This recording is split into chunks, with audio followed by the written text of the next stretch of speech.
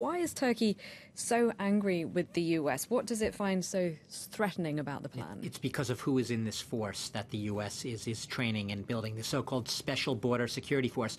Look, the U.S., as you said, basically says this force is merely going to be to secure big parts of Syria's northern border with Turkey, its eastern border with Iraq, as well as parts of what's called the Euphrates River Valley.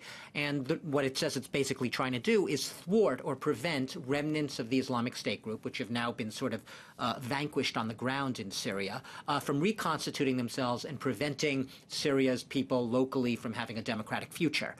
But Turkey does not see it that way. Within this force, broadly under an umbrella called the SDF, the Syrian Democratic Forces, there are both Arab but also Kurdish militias. This is a Kurdish-led militia, and here is where it gets very dicey for the Turks and then some.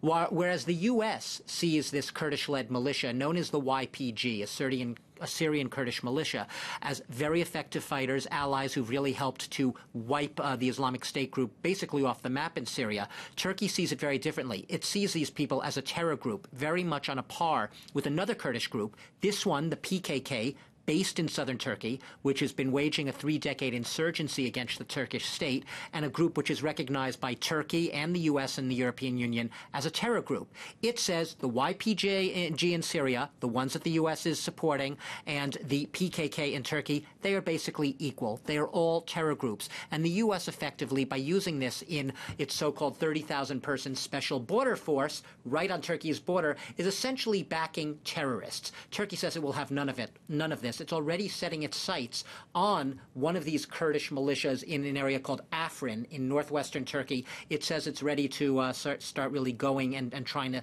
take control of their area anytime. So it's not just words. Turkey seems to be ready to act on this threat. And so it's a very volatile situation.